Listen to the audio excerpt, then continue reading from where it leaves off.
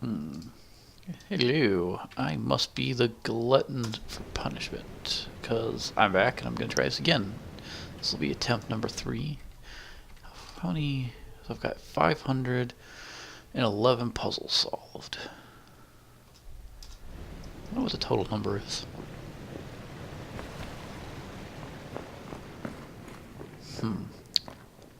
And I'm still confused what this guy, if anything, means. Because I can't click on it. And they start changing when the music starts going. I just want to look at that for a second. Okay, music starts going.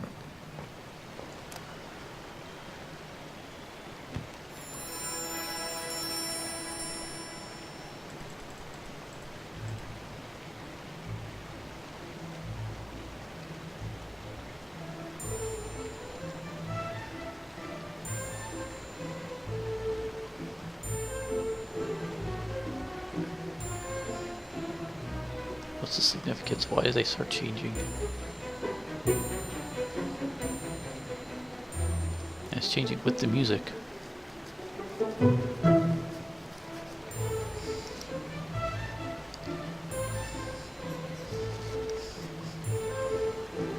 don't know. Anyway.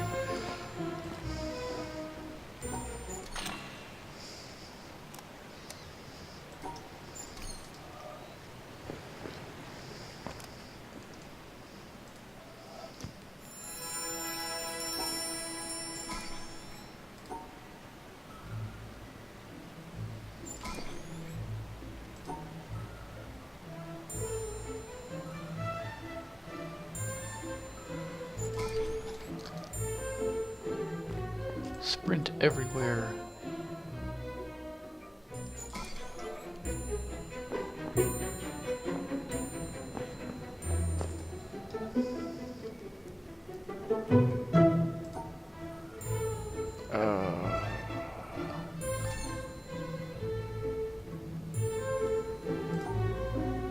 Nope.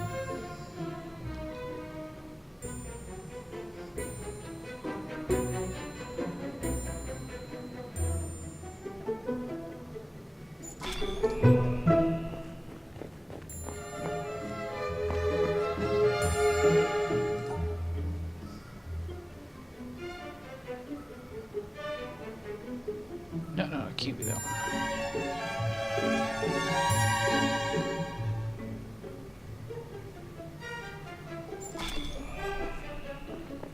Down here. Around the back.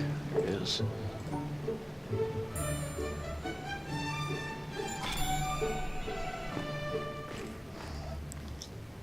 Okay, so I'm gonna start up here.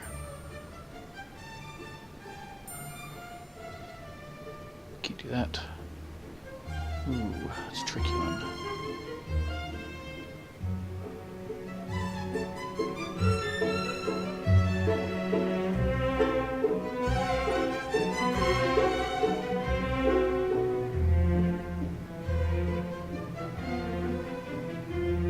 How do we do that? Oh, wait, I think I see it.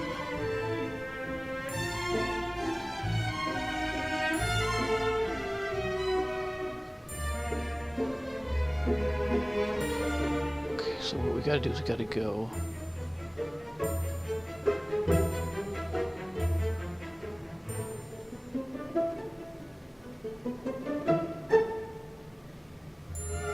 I think I'm taking too long on this one.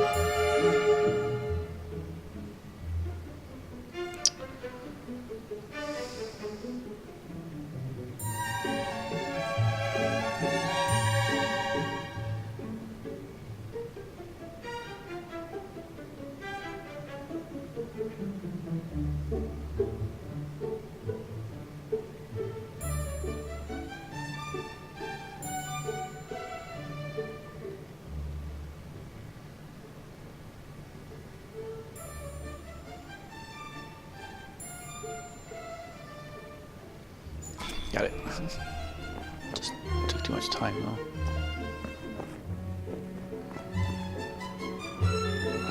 Oh, was it? No. Maybe.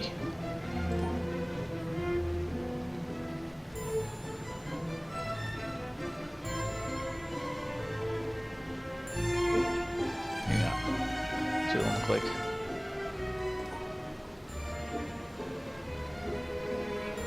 Hey, you know.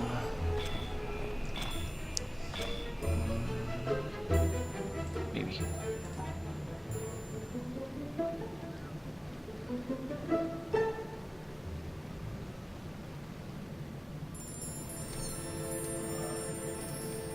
Yeah, I think I'm too far behind to get this.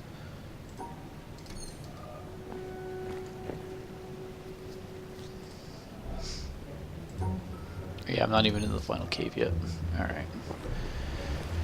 Missed this one.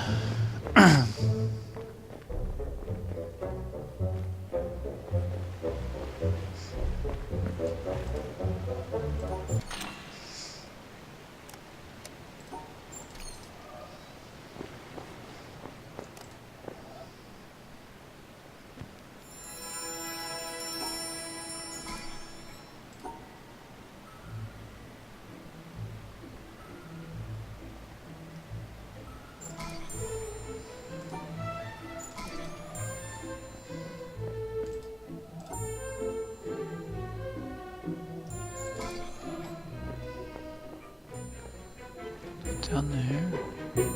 Yep.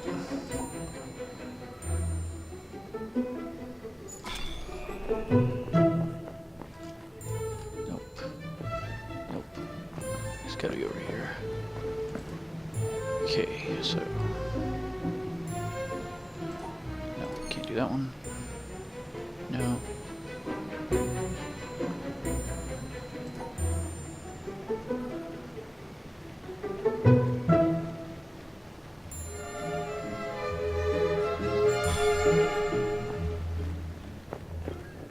Wait, I thought I was over it. Okay, down here.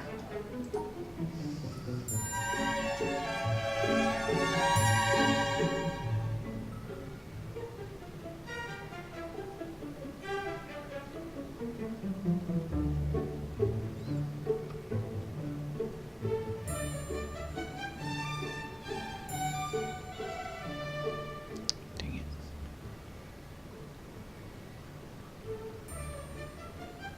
No. No. No.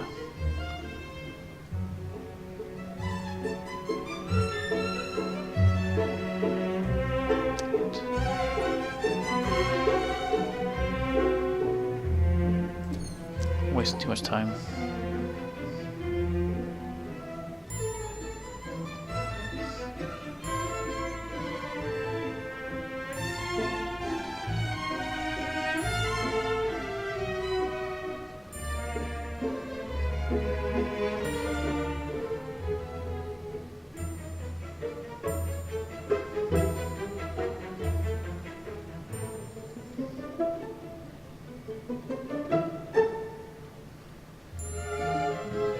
Yep, but I think this is gonna be failure. Can't get that point. Okay. Well, failed this one.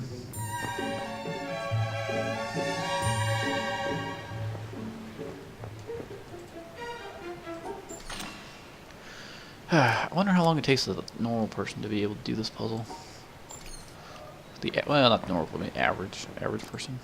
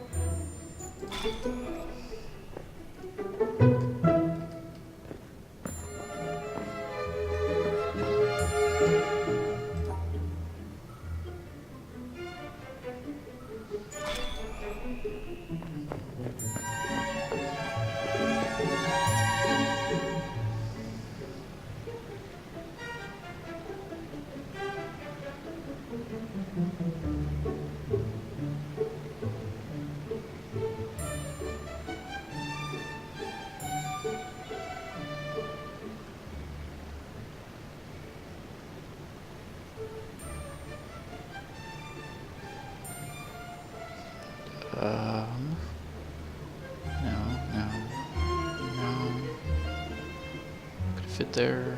No. Oh wait, it's in the obvious place. Oh, I thought I had that.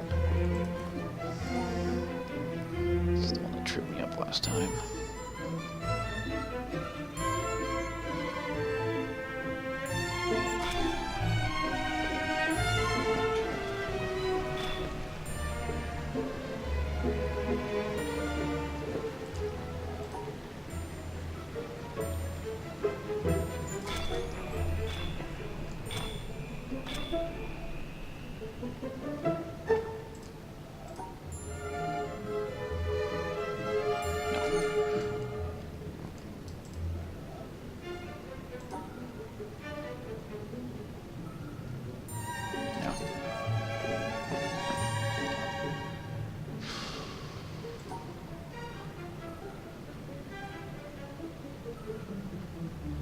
I can't.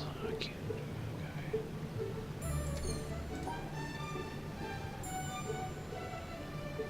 I don't think it's that one. Why do I think it's the guy in the middle?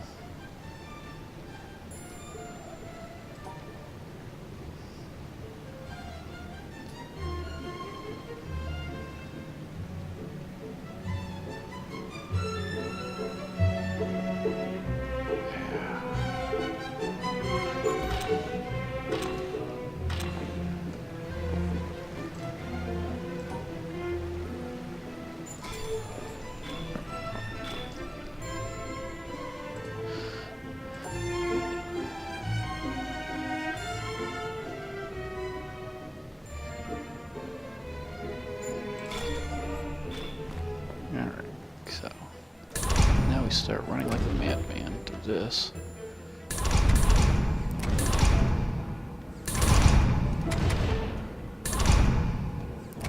Ah, found it. Okay. Okay, the last song is starting.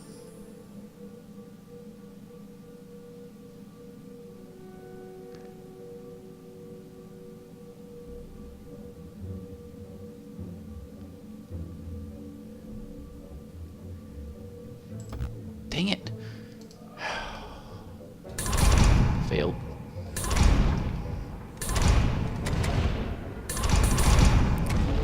It's unaccounted for, right? I hate this puzzle so much. It's not any fun.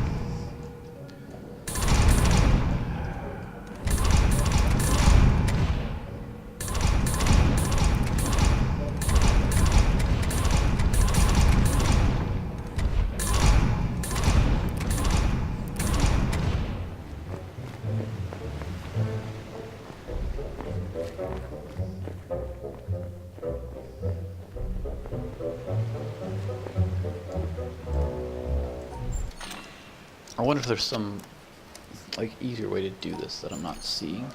Because just randomly happening to run into the puzzles so you can solve it. I don't know, this doesn't seem...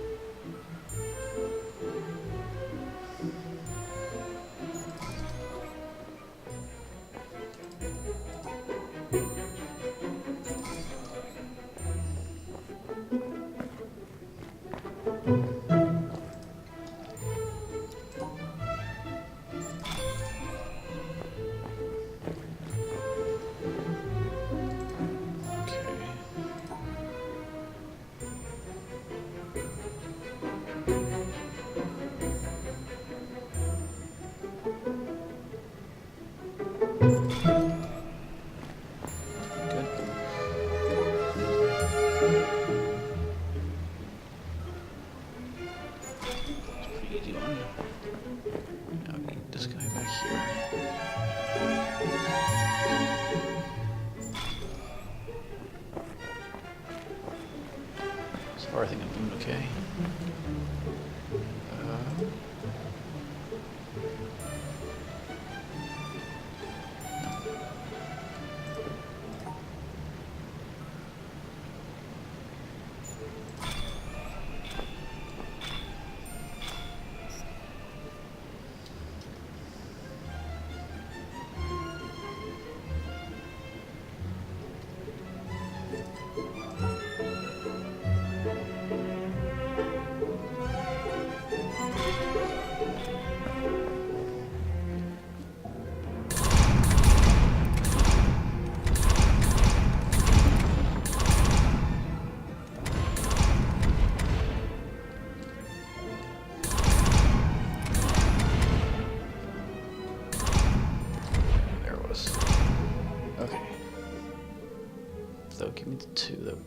1.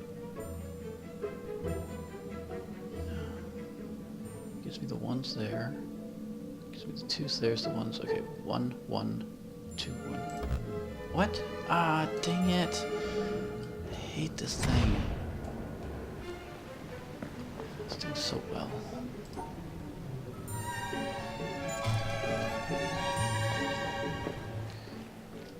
I forget where it was. It's like, there you are. Oh no, this guy's different. Let's see here. 2. That guy's got 2. That guy's got 1, 2. Okay, 2, 2, 2. 1, 2, 1. Got it.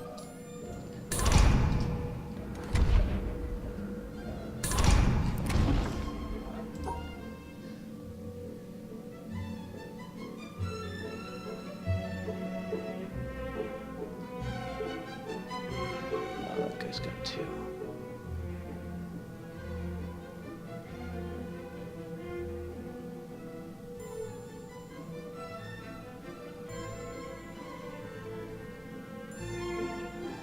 Can't do that. Ah, this guy only gets 1 though.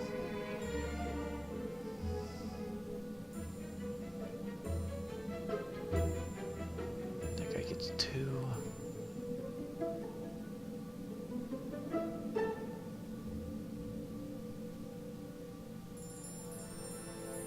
Now we start the final song.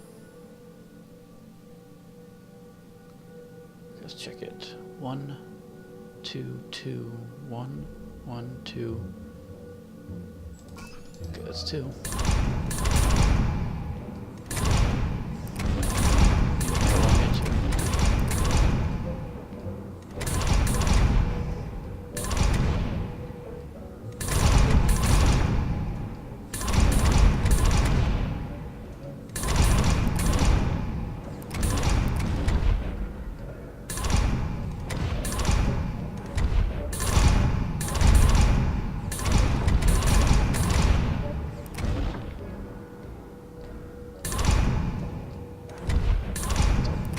I always have trouble finding the last puzzle.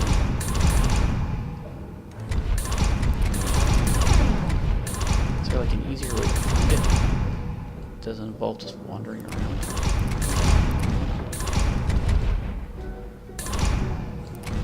That one. Did that one.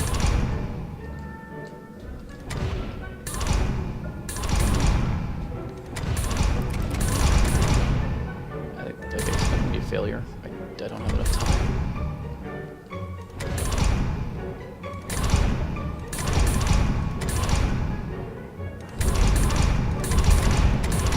I don't even know how many of these things I have to solve.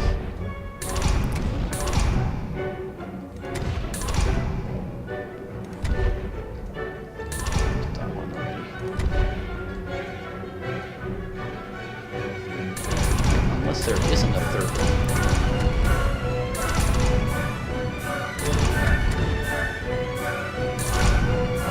Solved all of them.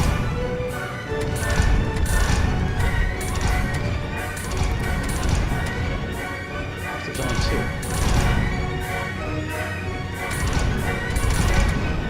Oh, come on. That's the end.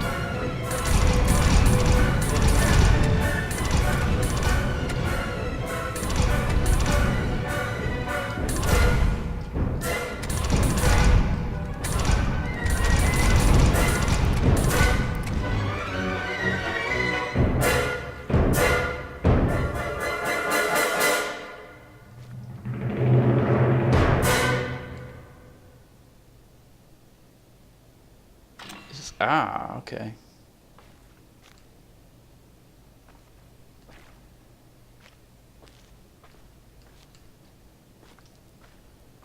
So you only have to solve 2. That's the reason I couldn't find it.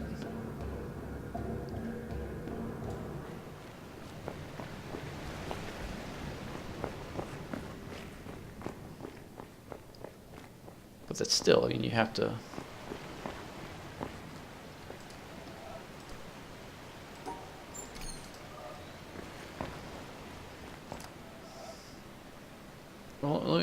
that's the case. Always unclick from that thing.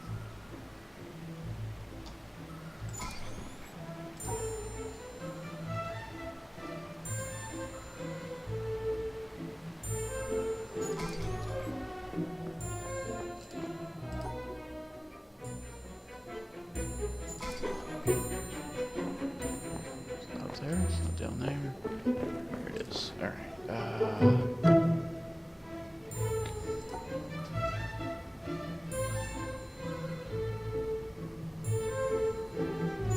Sometimes they're easy like that, and sometimes they're hard.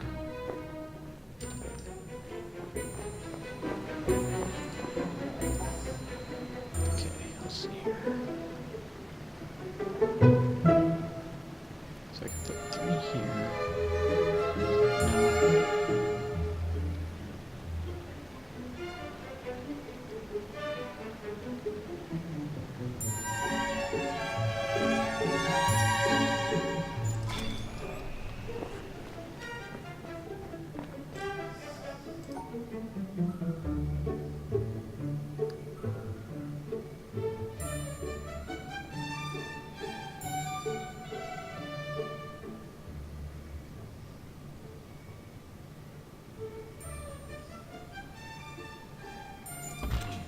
What? Aw, dang it. I think this is the last one.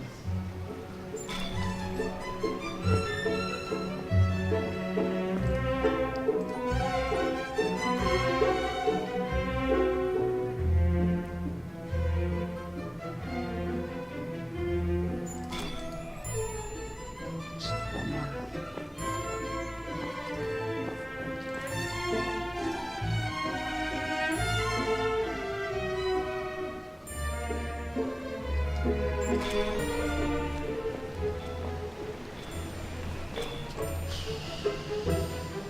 Can't separate those. Oh, what the?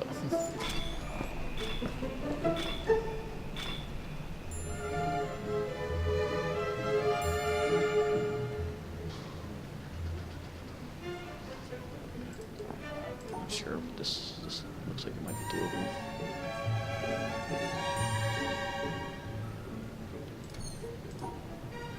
No, maybe not. Back to this one.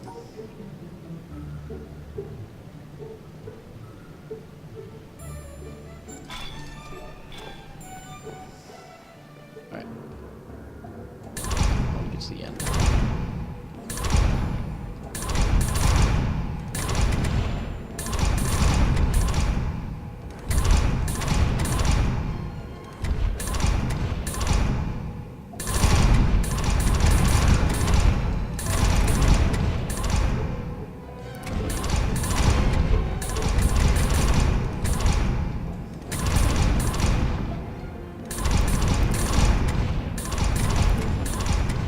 That's not activated yet.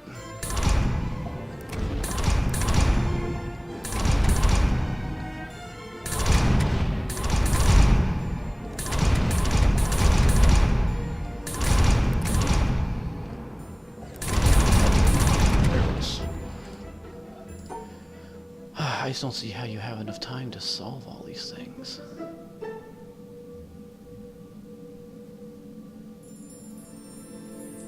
Okay.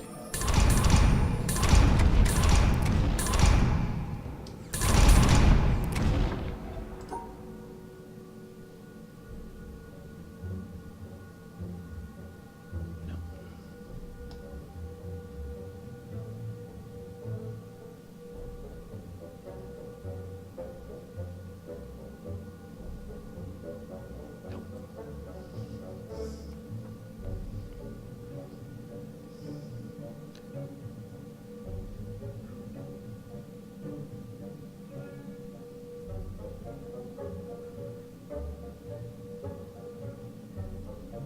It has 3.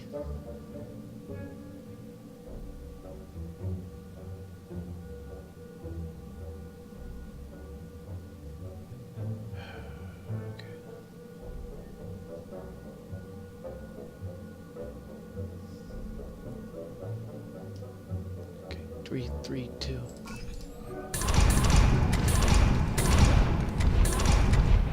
Oh, it's the wrong side.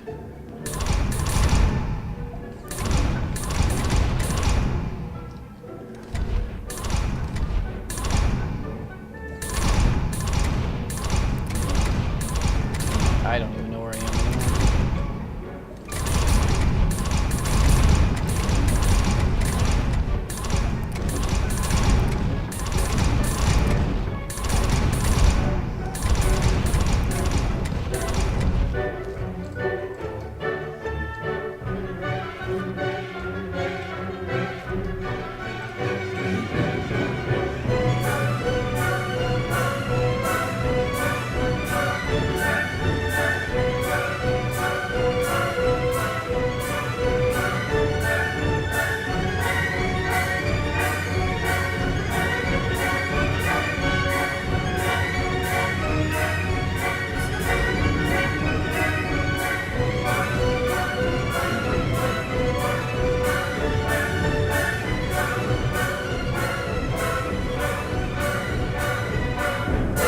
I just don't have time.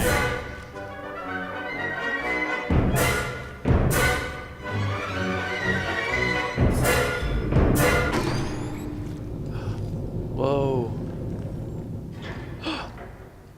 I did it.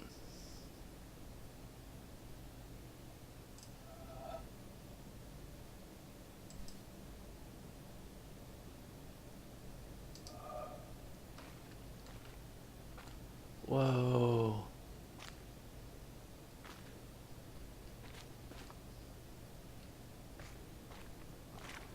I thought I'd screwed that one up.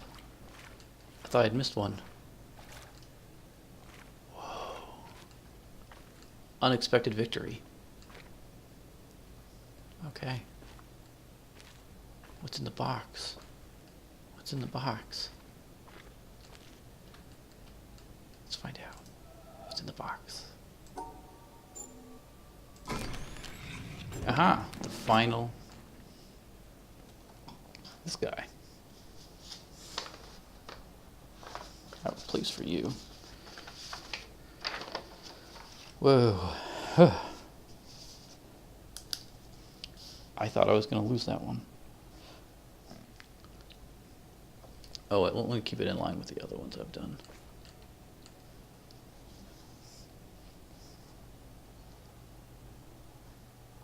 I still don't like that puzzle, but it feels so good to be done with that.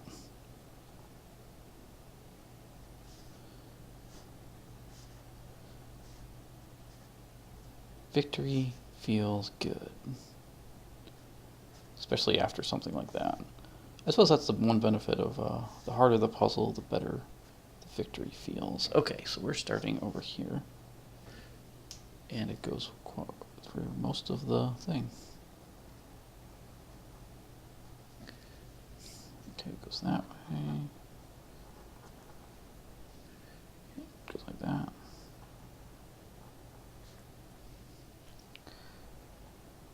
I have a feeling this might be a long one.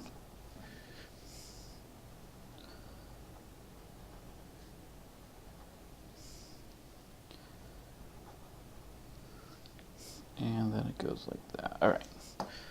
So, victory.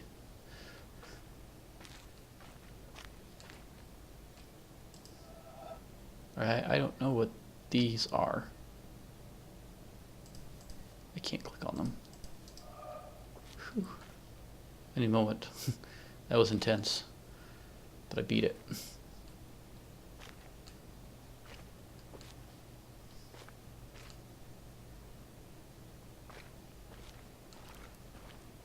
Yeah, on both of them I thought I had lost it and just clicked it out of frustration, and then I was like, oh wait, it went white.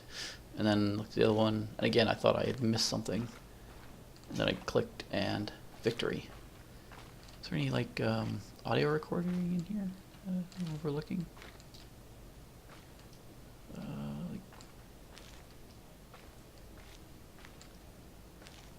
Maybe I'll now find out what this whole game was about.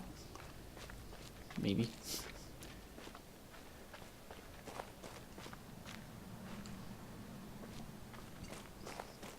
I'm trying to remember which way you go to get to the...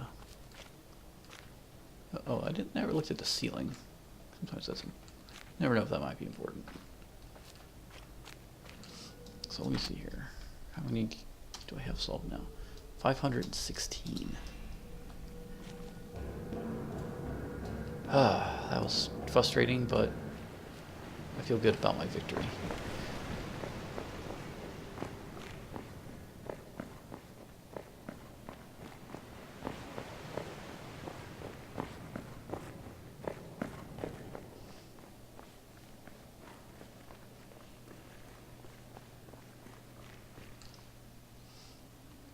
Now, what kind of message are we going to get? Which way was out? This way? Oh, wait, no. It's this way.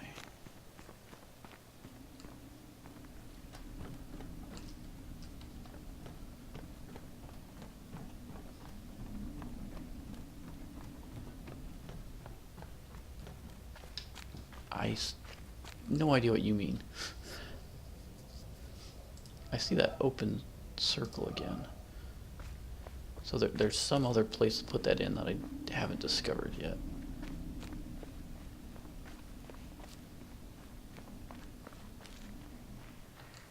Alright, here we go. Final one. Alright, we're starting here. And we're going like that. I'm still kind of taking in that victory. Yeah,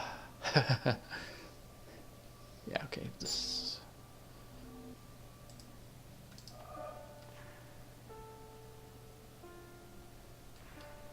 Professor Moriarty.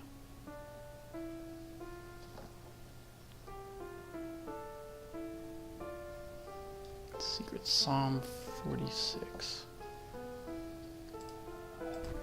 Uh-huh.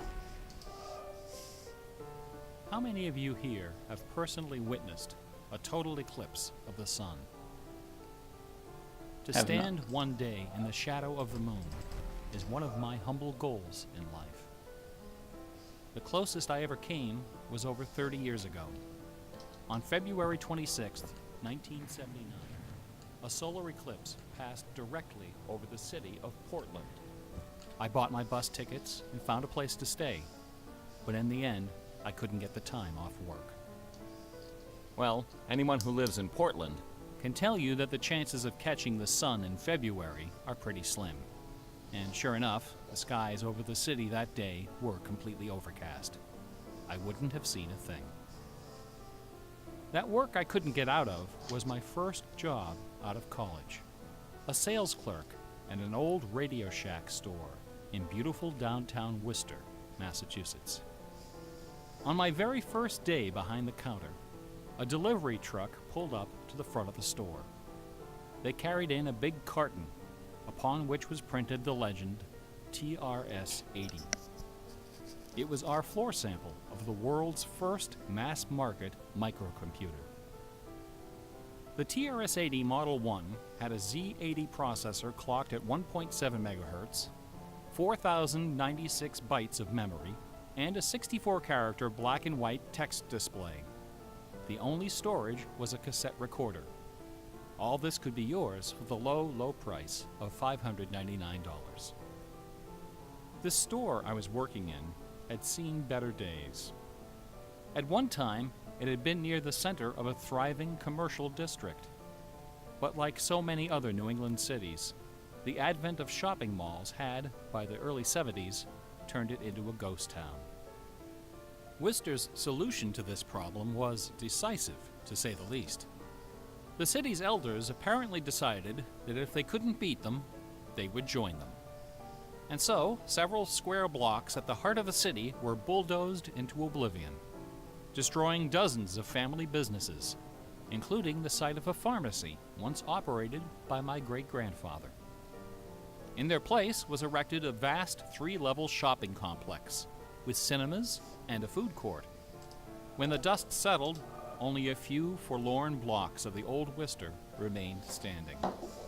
My Radio Shack store was in one of those blocks. Then, to add insult to injury, Radio Shack opened a brand new location inside the shopping center, less than 500 feet from my store. So now patrons had a choice between a clean, well-lighted establishment with uniformed security and acres of convenient parking, or a shadowy hole in a seedy old office building next to an adult movie theater. Consequently, I had plenty of time to fool around with the new computer. I taught myself BASIC programming. Then I learned Z80 assembly. Both, of course, so that I could write games. I also created self-running animated demos, which ran all night in the store window for the edification of the winos who peed in our doorway. Strangely enough, the few customers we had didn't seem to be interested in our new computer, even after the 16K memory upgrade. In fact, most of the people who set off the buzzer on their way through the front door weren't there to buy anything at all. They were there to exploit a free promotion, which was the bane of Radio Shack employees for over 40 years. The Battery of the Month Club. The idea of this promotion was simple. Customers got a little red card upon which was printed a square for each month. 12 times a year, the lucky sales clerk got to punch out a square and give the customer one brand new AAA, AA, C, D, or 9-volt battery. Of course, customers weren't allowed to choose just any grade of battery. At the time of my employment, Radio Shack offered 3 different levels of battery excellence.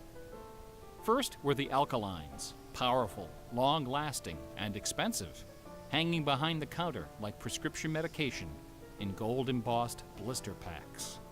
These were most certainly not available through the Battery of the Month Club. Next were the high-end lead batteries, sturdy, dependable batteries, moderately priced, and prominently displayed near the front of the store. These were also not available through the Battery of the Month Club. Finally, at the bottom of the barrel were the standard lead batteries. These were literally piled in barrels, cunningly located way at the back of the store, in a dark corner near the TV antennas. Remember TV antennas? Customers who came in looking for their free Battery of the Month had to walk the entire length of the premises, past the CB radios and stereo headphones and remote-controlled racing cars. Nothing would stop them. On the first day of every month, like clockwork, those customers came in waving their little red cards. I would look up from my programming and wave them to the back of the store. It didn't matter that the batteries were only worth 29 cents. It didn't matter that most of them were already half dead. They came, they grabbed. And as far as I can remember, not one of them ever paid for a damned thing. I was such a crappy salesman. I was young and foolish. I thought my education in game design was happening at the keyboard. I almost missed the lesson coming through the front door. Fortunately, I wasn't the only person fooling around with games on micros. All over the country, people like me were experimenting. Scott Adams was coding what would soon become the world's first commercial adventure game. Remember adventure games? Yep, My future still play 'em. employer, Infocom, was being founded, along with other legendary companies like Online Systems, Sirius, Personal Software, and SSI. Those were exciting times.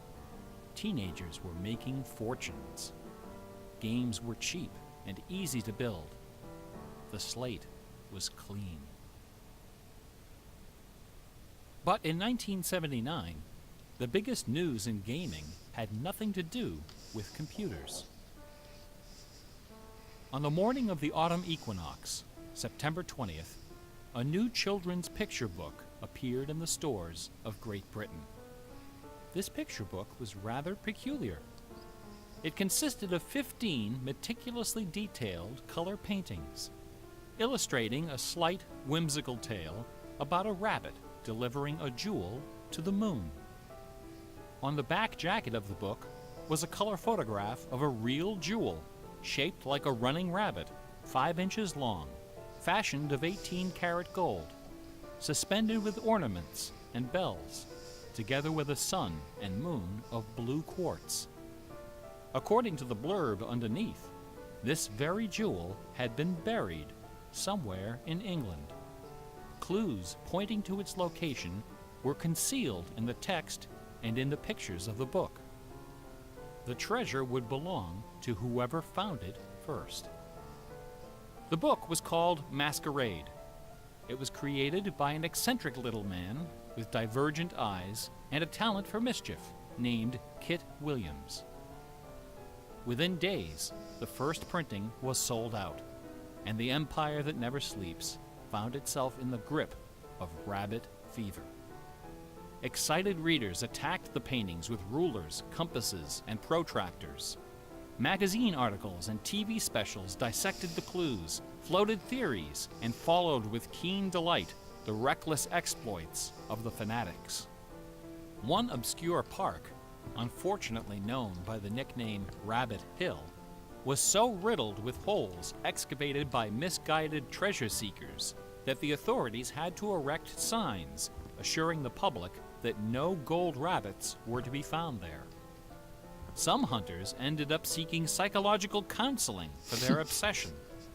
The craze leapt over the Atlantic Ocean and invaded America, France, Italy, and Germany. It sold over 1 million copies in a few months, a record unrivaled by any children's title until the advent of Harry Potter. Over 150,000 copies were sold in foreign translations, including 80,000 copies in Japanese, despite the fact that the puzzle was only solvable in English. It didn't matter that the Masquerade jewel was only worth a few $1,000s. Many seekers spent far more than that in their months of exploration and travel. It was the thrill of the chase, the possibility of being the one. Treasure hunts, secret messages, and hidden things seem to exert an irresistible appeal. They're fun to look for and to talk about, and this fact of human psychology has been exploited in computer games since the earliest days. It finds expression in the hidden surprises we call Easter eggs. Atari's Stephen Wright is credited with coining this term in the first issue of Electronic Games magazine. The first Easter egg in a commercial computer game appeared in an early Atari 2600 cartridge called, simply enough, Adventure. By a sequence of unlikely movements and obscure manipulations, players could discover a secret room where the words "Created by Warren Robinett" appeared in flashing letters. Over the decades, Easter eggs and their evil twin, cheat codes, have become an industry within an industry. Entire magazines and websites are now devoted to their carefully orchestrated discovery and dissemination. They're part of our toolkit, our basic vocabulary, the language of computer game design. Computer gamers may have been the first to refer to hidden surprises as Easter eggs, but we certainly weren't the first to use them. Painters, composers, and artists of every discipline have been hiding stuff in their works for centuries. The recent advent of VCRs and Laserdisc players with freeze-frame capability exposed decades of secret Disney erotica. Thomas Kincaid, the self-appointed painter of light, amuses himself by hiding the letter N in his works. A number beside his signature indicates how many N's are hidden in each painting. Picasso, Dali, Raphael, Poussin, and dozens of other painters concealed all kinds of stuff in their paintings. A favorite trick was hiding portraits of themselves, their families, friends, and fellow artists in crowd scenes. El Greco loved dogs, but the Catholic Church forbid him from including any in his sacred paintings. So he hid them, usually within the outlines of celestial clouds. Composer Dmitri Shostakovich chafed under the political censorship imposed by the Soviet Ministry of Culture. His symphonies and chamber works are loaded with hidden signatures and subversive subtexts, which, had they been recognized, would have sent him to Siberia. Mozart's opera, The Magic Flute, is filled with musical allusions to the rituals of the Freemasons, the ancient secret society of which he and his mentor Haydn were members. But the most famous purveyor of Easter eggs is that champion of the late Baroque, the ultimate musical nerd, Johann Sebastian Bach. Bach was a student of gematria, the art of assigning numeric values to letters of the alphabet. A equals 1, B equals 2, C equals 3, etc. By comparing, sequencing, or otherwise manipulating these numbers, secret messages can be concealed. Bach took particular delight in the geometrical numbers 14 and 41. 14 is the sum of the initials of his last name. B equals 2, A equals 1, C equals 3, and H equals 8. 41 is the sum of his expanded initials, J.S. Bach. These two numbers show up over and over again in Bach's compositions. One of the better-known examples is his setting of the chorale Vor deinem Thron. The first line of the melody contains exactly 14 notes, and the entire melody, from start to finish, contains 41. Another of Bach's favorite games was the puzzle canon. A canon is a melody that sounds good when you play it on top of itself, a little bit out of sync. Frere Jacques and Row, Row, Row Your Boat are familiar examples of simple, two-voice canons. But a canon can employ any number of voices, and you don't have to play each voice the same way either. You can change the octave, transpose the key, invert the pitch, play it backwards, or any combination. Finding melodies that make good multi-voice canons is a fussy and difficult art, of which Bach was an undisputed master. Now, in a puzzle canon, the composer specifies the basic melody and the number of voices, but not the relationship of the voices. The student has to figure out the position and key of each voice, and whether to perform them inverted and/or backwards. Bach wrote quite a number of puzzle canons. The most famous, BWV 1076, is part of a fascinating story. Just keeps going One and of going. Bach's students was a fellow by the name of Lorenz Misler, founder of the Society of Musical Science. This elite, invitation-only institution devoted itself to the study of Pythagorean philosophy and the union of music and mathematics. Its distinguished membership reads like a who's who of German composers, including Handel, Telemann, and eventually Mozart. Applicants for membership in the society were required to submit an oil portrait of themselves, along with a specimen of original music. With nerdly efficiency, Society member number 14 decided to combine these admission requirements into a single work.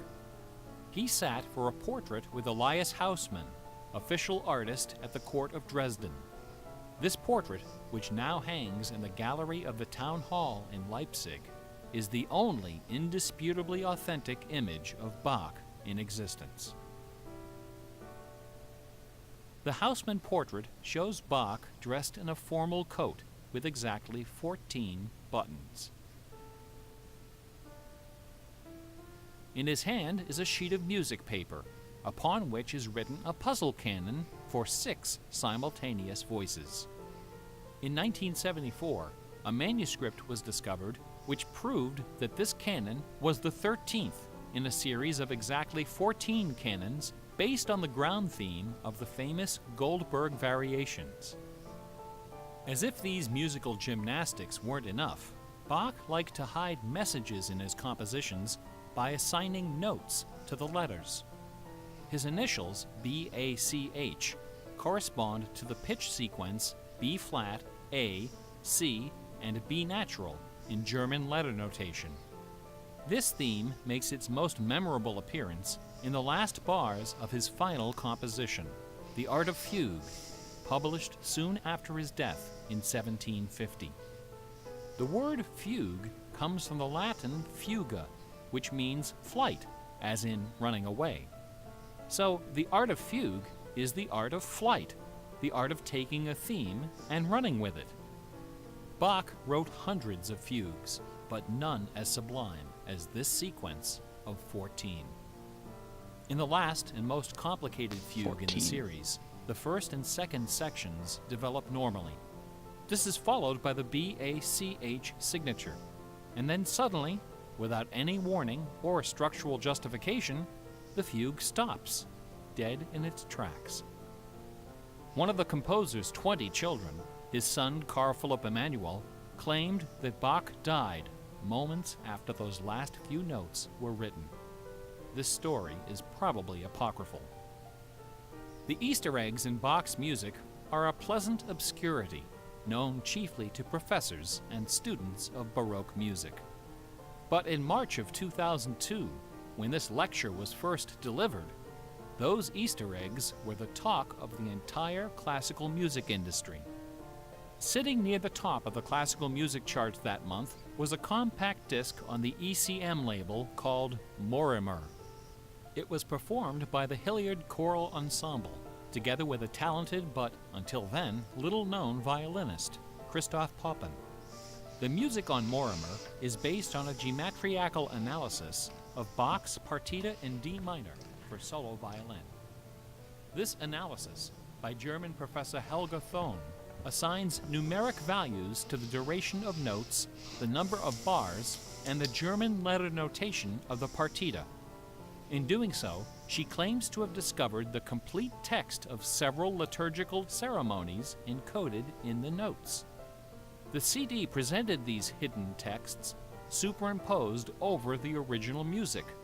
The result was strangely melancholy, dark, haunting, and very, very popular. Quite a few music critics attacked this disc. They didn't buy Professor Thon's analysis, dismissing it as a combination of numerology and canny marketing. Their caution was not without basis. Numerology is a slippery slope down which many a fine mind has slid to its doom. Allow me to offer an amusing anecdote from my own experience. Back in the early 90s, before the internet took off, one of the more popular online bulletin board systems was a service called Prodigy. I bought an account on Prodigy so I could join a fraternal interest group and gossip with fellow members around the country. One day, a stranger appeared on our bulletin board. Right away, I knew we were in trouble. This fellow, whose name was Gary, began spouting all kinds of apocalyptic nonsense about worldwide conspiracies, secret societies, and devil worship. At first, we tried to be polite. We questioned his sources, corrected his histories, logically refuted his claims, and tried to behave in a civilized manner.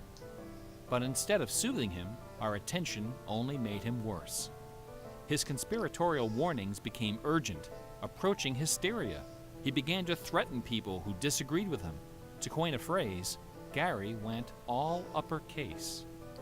But his most urgent warnings weren't about the gays, the Jews, the Rockefellers, or the Illuminati. According to Gary, the greatest enemy of mankind was Santa Claus. Gary claimed to possess a secret numerical formula that proved beyond a shadow of a doubt that Santa Claus was an avatar of the Antichrist. Intrigued, we pressed Gary to reveal his formula. In doing so, we walked right into his trap. We should have known he had a book to sell. I fell for it. I sent him the $15. Less than a week later, the book arrived. Above an ominous photograph of the Washington Monument was emblazoned the title, 666, The Final Warning. Inside this privately printed 494-page monster, Gary reveals a simple geometrical formula, which he claims was developed by the ancient Sumerians. This formula assigns successive products of 6 to each letter of the alphabet. A equals 6, B equals 12, C equals 18, etc. Imagine my dismay when I applied this ancient formula to the name Santa Claus and obtained the blasphemous sum of 666, the biblical number of the beast. I went on Prodigy and reported to the stunned members of our interest group that Gary was right after all. There could be no doubt that according to the unimpeachable wisdom of ancient Samaria, Santa Claus was the Antichrist. I then went on to point out several other names which, when submitted to Gary's formula, also produced the sum 666. Names like St. James, New York, and New Mexico. Soon the bulletin board was filled with discoveries like computer, Boston tea, and most sinister of all, sing karaoke. Gary left us alone after that. I got my $15 worth. But Gary is hardly the first person to connect secret codes to the Bible. People have been looking for Easter eggs in the Bible for hundreds of years. The Hebrew mystical tradition of Kabbalah can be described as a geometriacal meditation on the Pentateuch, the first 5 books of the Old Testament. The advent of computers has made the application of numerology to the Bible fast and efficient. The latest spate of Bible searching was instigated by a book published in 1998 by Michael Drosnin, a former Wall Street Journal reporter. His book, The Bible Code, applied a skip cipher in which every nth character in a text is combined to form a message. By applying his skip cipher to the Hebrew text of the Old Testament, Drosnin claimed to have discovered predictions of World War II, the Holocaust, Hiroshima, the assassination of Yitzhak Rabin and both Kennedys, the moon landing, Watergate, the Oklahoma City bombing, the election of Bill Clinton, the death of Princess Di, and the comet that collided with Jupiter. He also found predictions of a giant earthquake in LA, a meteor hitting the Earth, and nuclear Armageddon, all scheduled to occur before the end of the last decade. The Bible Code spent many weeks on the bestseller lists, spawning several sequels and dozens of imitators. The Bible has certainly attracted its share of crackpots, but for the real hardcore egg hunters, nothing can rival the ingenuity, the tenacious scholarship, the stubborn zeal of those who seek the answer to the ultimate literary puzzle, a poisonous conundrum that has squandered fortunes, destroyed careers, and driven healthy, intelligent scholars to the brink of madness and beyond. Who wrote Shakespeare? The essays and books devoted to the Shakespeare authorship problem are sufficient to fill a large library. Several such libraries actually exist. Not even a day-long tutorial, much less an hour lecture, can begin to do justice to this complex, bizarre, and dangerously tantalizing story. Nevertheless, for the unacquainted, I will attempt to summarize the issue in a few paragraphs. The undisputed facts of Shakespeare's life and career could be scribbled on the back of a cocktail napkin. We know for a fact that a man named William Shakespeare was born in 1564 in or around the village of Stratford-upon-Avon. We know that he had a wife and at least 3 children. We know he bought property in Stratford, was involved in several lawsuits with his neighbors, and died there in 1616, aged 52. We also know that during those same years, a man with a last name similar to Shakespeare worked as an actor on the London stage, eventually becoming co-owner of some of the theaters there. We also know that about the same time, a number of most excellent poems and plays were published in London under the name Shakespeare. We do not know for a fact that the landowner in Stratford and the actor in London with a similar last name were one and the same man. We do not know for a fact that either man had anything to do with the poems and the plays. All we know is that those poems and plays have, in the 400 years since their composition, come to be regarded as a pinnacle of Western culture. The works attributed to Shakespeare appear to have been written by a man or woman who knew something about just about everything. They're filled with references to mythology and classic literature, games and sports, war and weapons of war, ships and sailing, the law and legal terminology, court etiquette, statesmanship, horticulture, music, astronomy, medicine, falconry, and, of course, theater. Therein lies the problem. How could a farmer's son of uncertain schooling, from a mostly illiterate country village, a man of practically no account at all, wield such encyclopedic learning, with so much eloquence and wit, so much wisdom and human understanding? For the first 150 years, nobody questioned the traditional history of the bard. Then, in the late 18th century, Reverend James Wilmot, a distinguished scholar who lived just a few miles north of Stratford, decided to write a biography of the famous playwright. Dr. Wilmot believed that a man as well educated as Shakespeare must have owned a fairly extensive library, despite the fact that not a single book or manuscript is mentioned in his will. Over the years, he speculated, some of those books must have found their way into local collections. And so, the good Reverend Doctor scoured the British countryside, taking inventory of literally every bookshelf within 50 miles of Stratford. Not a single book from the library of William Shakespeare was discovered.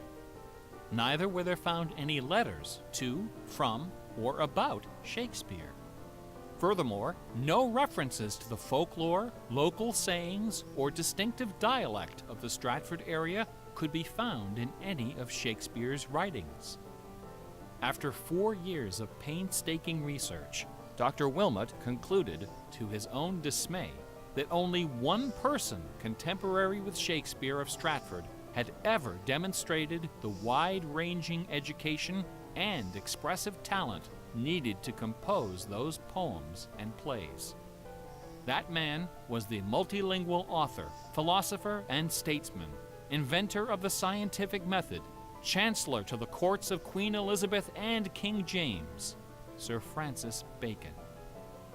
Dr. Wilmot never dared to publish his theory, but before he died, he confided it to a friend, James Cowell, who, in 1805, repeated it to a meeting of the Ipswich Philosophical Society. The members of the society were suitably outraged, and the scandalous matter was quickly forgotten. Then, in 1857, a lady from Stratford, Connecticut, published a book called The Philosophy of the Plays of Shakespeare Unfolded.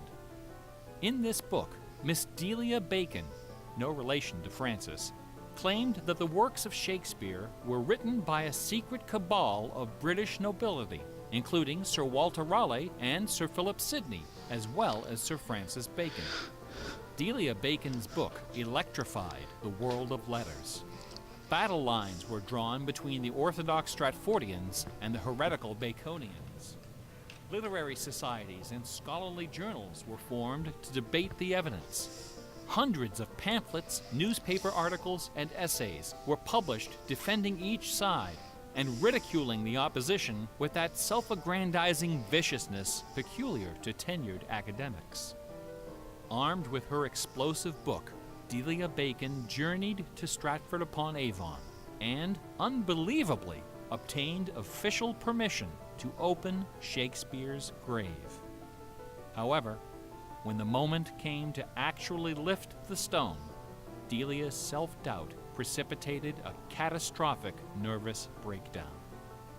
She later died penniless in a madhouse. Around 1888, things began to get a bit out of hand. U.S. Congressman Ignatius Donnelly of Minnesota became interested in the Shakespeare controversy. One day, browsing through his facsimile copy of the First Folio of 1623, he noted that the word bacon appeared on page 53 of the Histories and also on page 53 of the Comedies. He also noted that Sir Francis Bacon had written extensively on the subject of cryptography. Donnelly began counting line and page numbers, adding and subtracting letters, drawing lines over sentences, circling words, and crossing them out. The result was a complex and virtually incomprehensible algorithm, which he claimed was invented by Bacon to hide secret messages inside the first folio. The greatest Easter egg hunt in the history of Western civilization had begun. Here are just a couple of the sillier highlights. A doctor named Orville Owen of Detroit constructed a bizarre research tool he called the Wheel of Fortune. This wheel consisted of two giant wooden spools wrapped with a strip of canvas 2 feet wide and 1,000 feet long. Onto this canvas, he glued the separate pages of the complete works of Bacon, Shakespeare, Marlowe, Greene, Peele, and Spenser, together with Burton's Anatomy of Melancholy. By cranking the spools back and forth, Dr. Owen could quickly zip across the pages in search of clues and cross-references. Employing a large team of secretaries and stenographers, Owen claimed to have uncovered a complete alternative history of Elizabethan England, as well as several entirely new Shakespeare plays and sonnets. Listen to this hidden verse, supposedly penned by the mighty bard himself, which inspired Dr. Owen to build his Wheel of Fortune. Take your knife, and cut all our books asunder, and set the leaves on a great firm wheel, which rolls and rolls, and turning the fickle rolling wheel, throw your eyes upon Fortune, that goddess blind, that stands upon a spherical stone, that turning and inconstant rolls in restless variation. After publishing 5 thick volumes of this rubbish, Owen announced the discovery of an anagram, indicating that Bacon's original manuscripts were buried near Chepstow Castle on the River Wye.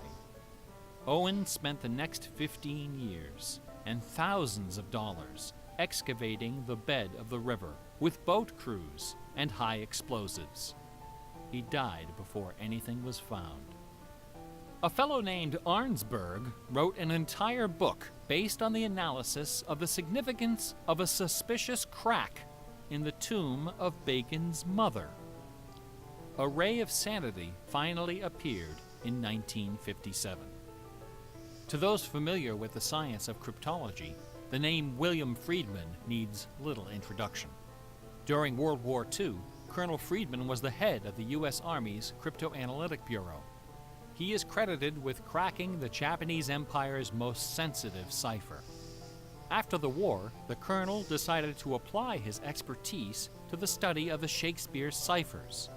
He interviewed several of the experts in the field and prepared a detailed scientific analysis, which he published under the title The Shakespeare Ciphers Examined. His conclusion? In a word, bunk. According to the standards of cryptologic science, not one of the hidden messages purportedly discovered in Shakespeare's works was plausible. The rules used to extract these messages from the texts were non-rigorous, wildly subjective, and unrepeatable by anyone except the original decipherer. The people involved were not being dishonest. They were channeling their preconceptions. They were trapped in a labyrinth of delusion, mining order from chaos. Anglers in a lake of darkness. Lear, Act 3, Scene 6. You would think that Friedman's cold and ruthless exposure would be enough to silence the heretics once and for all. Not a chance. The books and TV specials and websites and conferences and doctoral dissertations keep right on coming. I should point out that the Shakespeare authorship issue is not only the preoccupation of cranks and weirdos. A substantial number of respected authors and Shakespeareans have expressed serious doubts about the traditional origin of the plays. The list includes Nathaniel Hawthorne, Ralph Waldo Emerson, Walt Whitman, Henry James, Sam Clemens, Sigmund Freud, Orson Welles, and Sir John Gielgud. Living skeptics include the artistic director of the New Globe Theatre, Mark Rylance, Michael York, Derek Jacobi, Kenneth Branagh, and even that most revered and scholarly of contemporary Shakespearean actors, Keanu Reeves. Ooh. The current leading candidate for the authorship is Edward de Vere, the 17th Earl of Oxford, a theory first proposed in 1920 by an English schoolmaster with the unfortunate name J. Thomas Looney. What is it about Bach, the Bible, and the works of Shakespeare that inspires this intense scrutiny? Nobody's looking for acrostics in Chaucer or Keats. There are no hit CDs of the secret chorales of Wagner or Beethoven. For the answer, we need to recognize the unique roles which the Bible and Shakespeare have played in the development of Western culture. No other single work of literature has influenced modern English more than the translation of the Holy Bible published in 1611 under the auspices of King James I. The King James Bible exemplifies the meaning of the word classic. It has been called the noblest monument of English prose, the very greatest achievement of the English language. It has served as an inspiration for generations of poets, dramatists, musicians, politicians, and orators. Countless people have learned to read by repeating the phrases in this, the only book their family possessed. Our constitutions and our laws have been profoundly shaped by its cadences and imagery. But even the glory of the King James Bible, compiled by a committee of 46 editors over the course of a decade, pales before the dazzling legacy of the Swan of Avon. The lowest estimate of Shakespeare's working vocabulary is 15,000 words, more than 3 times that of the King James Bible, and twice the size of his nearest competitor, John Milton. His poems and plays were written without the aid of a dictionary or a thesaurus. They didn't exist yet. It was all in his head. When Shakespeare had a thought for which Elizabethan English had no word, he invented one. The Oxford English Dictionary lists hundreds of everyday words and phrases which made their first appearance in the pages of the Bard. Addiction, alligator, assassination, bedroom, critic, dawn, design, dialogue, employer, film, glow, gloomy, gossip, hint, hurry, investment, lonely, luggage, manager, switch, torture, transcendence, wormhole, zany. Hamlet alone contains nearly 40 of these neologisms. Who today would have this audacity, this giddy exuberance of invention? Only one other English author even approaches Shakespeare's facility for coining new words: Sir Francis Bacon. In the modern era, the record holder is Charles Dodgson, better known as Lewis Carroll, who, interestingly, also happens to be the second most quoted author in English, after Shakespeare. Everyone has been profoundly molded by the influences of the King James Bible and Shakespeare. Like it or not, all of us peer at the world through the lenses of these great works.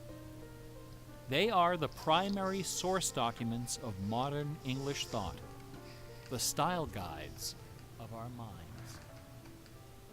Contemplating these dazzling jewels of wisdom and eloquence gives rise to an extraordinary feeling. Wait, is the day changing? Potent, rare, and precious emotion with the potential to completely upset your life. An emotion powerful enough to make a man abandon his wife and children, forfeit career and reputation, lay down his possessions, and follow his heart without questioning. That sweet, sweet fusion of wonder and fear, irresistible attraction and soul-numbing dread known as awe. Awe is the grail of artistic achievement. No other human emotion possesses such raw, transformative power, and none is more difficult to evoke. Few and far between are the works of man that qualify as truly awesome. It is awe that convinces a rabbi to spend a lifetime decoding Yahweh from the Pentateuch. Awe that sends millions of visitors each year to the pyramids of Giza, Guadalupe, and Mecca. It was awe that drove poor Delia Bacon to her doom. Now, please don't come away from this lecture thinking that the key to awesome game design is the installation of Easter eggs. Ordinary games with their contrived Easter eggs and cheat codes are like the Battery of the Month Club. You have to trudge down to the back of the store to get what you really came for. If superpower is what people really want, why not just give it to them? Is our imagination so impoverished that we have to resort to marketing gimmicks to keep players interested in our games? Awesome things don't hold anything back. Awesome things are rich and generous. The treasure is right there. One afternoon, I was sitting alone behind the counter at that old Radio Shack store. My boss had stepped out for some reason. An elderly woman walked through the front door. Like most of our customers, she was shabbily dressed, probably on a fixed income. I assumed she was there for her free battery, but instead, she placed a portable radio on the counter. This little radio came from the days when they boasted about the number of transistors inside on the case. It was completely wrapped in dirty white medical tape. The woman looked at me and asked, "Can you fix this?" Slowly, I unwrapped the medical tape, peeling away the layers until the back cover of the radio fell off, accompanied by a cloud of red dust. The interior of the radio was half eaten away by battery leakage and corrosion. I looked at the radio. I looked at the old woman. I looked back at the radio. I reached behind me, where the expensive alkaline batteries were hanging like prescription medication, and removed a gleaming 9-volt cell from its gold blister pack. Then I pulled a brand new transistor radio from a box, installed the alkaline, and helped the lady find her favorite station. No money changed hands. She left the store without saying a word. Awesome things are kind of like that.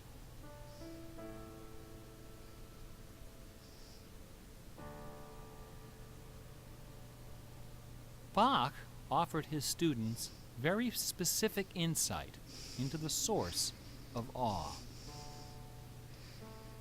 In addition to BACH, 2 other sets of initials are also associated with Bach's music. These initials are not hidden in the notes. Instead, they're scrawled right across the top of the manuscript for the whole world to see. The initials are SDG and JJ. SDG stands for the Latin phrase Sole Deo Gloria, to the glory of God alone. JJ stands for Jesu Juva, help me, Jesus. Bach wrote all of his great masterpieces sub specie aeternitatis, under the aspect of eternity. He did not compose only to please his sponsors or to win the approval of an audience. His work was his worship. Bach once wrote, "Music should have no other end and aim than the glory of God and the recreation of the soul. Where this is not kept in mind, there is no true music, but only an infernal clamor and ranting." The name of the power that moves you is not important. What is important is that you are moved. Awe is the foundation of religion. No other motivation can free you from the limits of personal achievement. Nothing else can teach you the art of flight. Computer games are barely 40 years old. Only a few words in our basic vocabulary have been established. A whole dictionary is waiting to be coined. The slate is clean. Someday soon, perhaps even in our lifetime, a game design will appear that will flash across our culture like lightning. It will be easy to recognize. It will be generous, giddy with exuberant inventiveness. Scholars will pick it apart for decades, perhaps centuries. It will be something wonderful, something terrifying, something awful. A few years ago, I was invited to speak at a conference in London. My wife joined me, and we took a day off for some sightseeing. We decided to visit England's second biggest tourist attraction, Stratford-upon-Avon. It was cold and rainy when our train arrived. Luckily, most of the attractions are just a short walk from the station. We visited Shakespeare's birthplace, a charming old house along the main street, which attracts millions of pilgrims every year, despite the complete lack of any evidence that Shakespeare was born there or even lived anywhere near it. We went past the school where Shakespeare learned to read and write, although no documents exist to prove his attendance. We visited Anne Hathaway's cottage, the rustic country farm where his wife spent her childhood, although no record shows anyone by that name ever having lived there.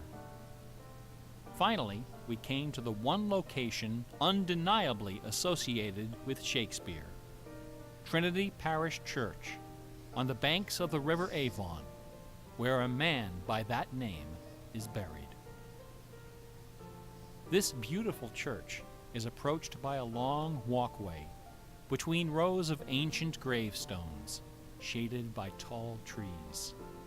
The entrance door is surprisingly tiny. No cameras are allowed inside. The interior is dark and quiet. Despite the presence of busloads of tourists, the atmosphere is hushed and respectful. A few people are seated in the pews, deep in prayer. An aisle leads up the center of the church. The left side of the altar is brightly illuminated. On the wall above is a famous bust of the bard, quill in hand, gazing serenely at the crowd of pilgrims. On the floor beneath, surrounded by bouquets of flowers, at the very spot where Delia Bacon lost her mind, the gravestone of William Shakespeare bears this dire warning. Good friend, for Jesus' sake, forbear to dig the dust enclosed here. Blessed be the man who spares these stones, and cursed be he that moves my bones. Every year, 3 million pilgrims arrive from every nation on earth to approach this stone and consider the likeness of a man whose body of work can only be described as awesome. By contrast, The right side of the altar is dark and featureless. Nobody of any consequence is buried there. The only point of interest is a wooden case of simple design, carved of dark oak.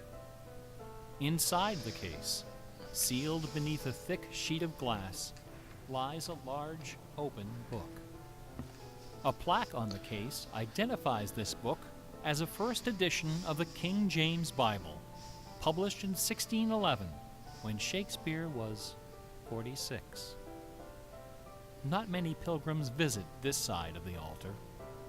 Most of those that do simply glance at the book, read the plaque, and move along.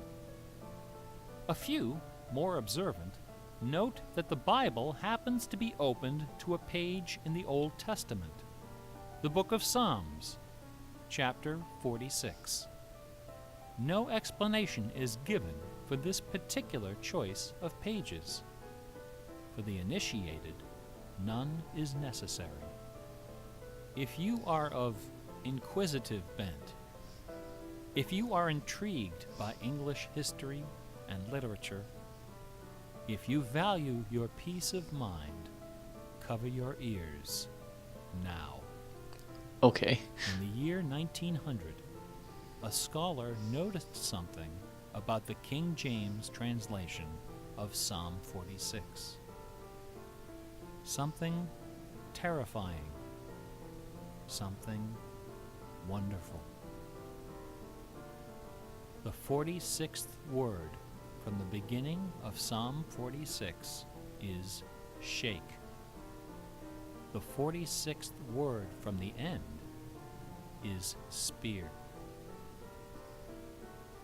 There are only two possibilities here.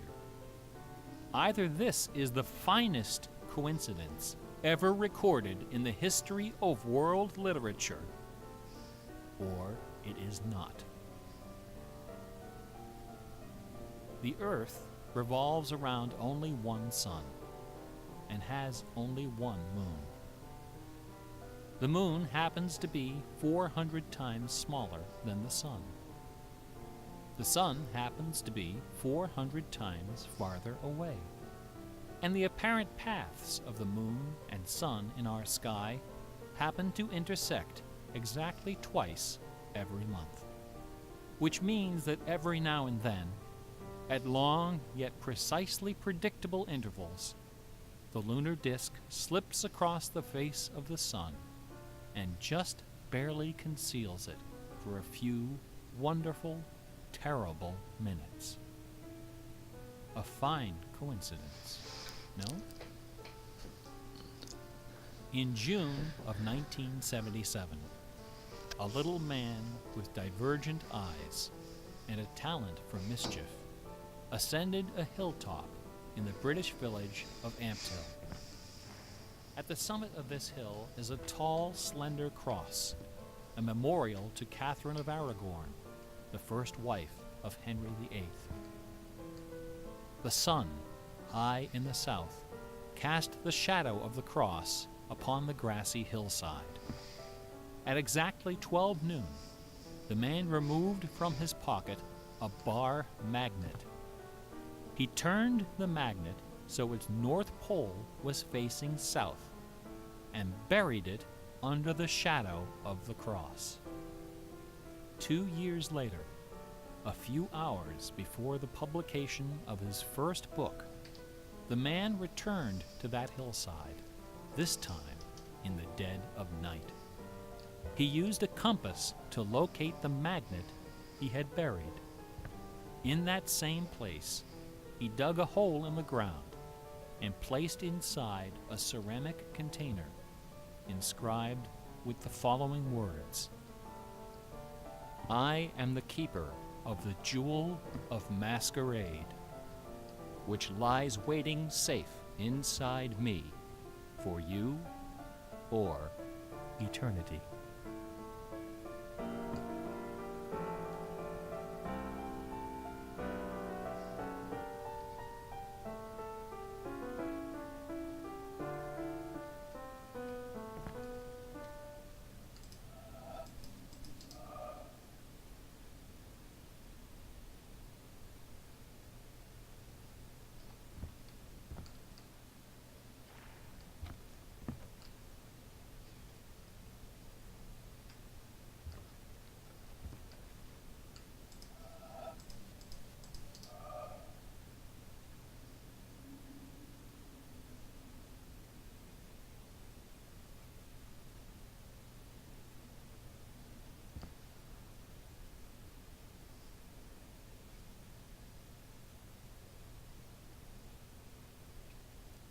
Brian Moriarty.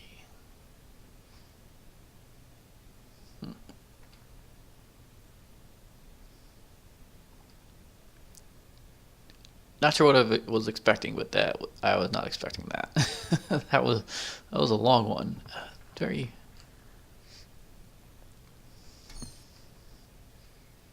Huh. I don't even know what to think about that.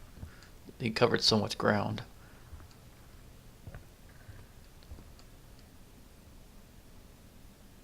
There's a lot of information. Like midway through, I was starting to think, it's just like, are these clues? He kept There's a whole bunch of numbers and stuff. It's like, are these clues that he's given for Easter eggs? But then part of it says games shouldn't have Easter eggs. I don't know if he's serious about that or not, but well, okay.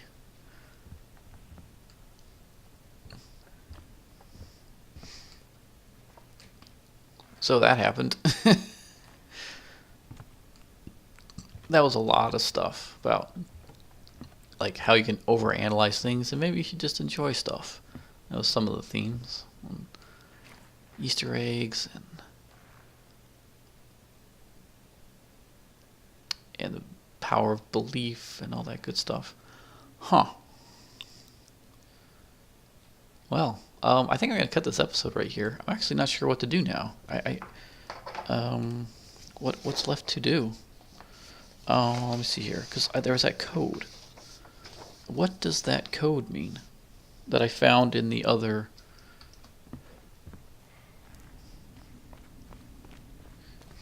I'm gonna run over here real quick.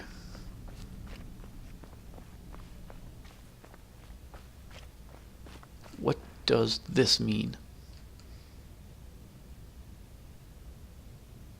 I have no idea what this means. I'll try to find out next time. Whew, well, this has certainly been quite the adventure so far. I'm just running back and forth. My mind is racing. Yeah, I'll just have to think about it and see what am I supposed to do now. I don't know. I will. Yeah, next time.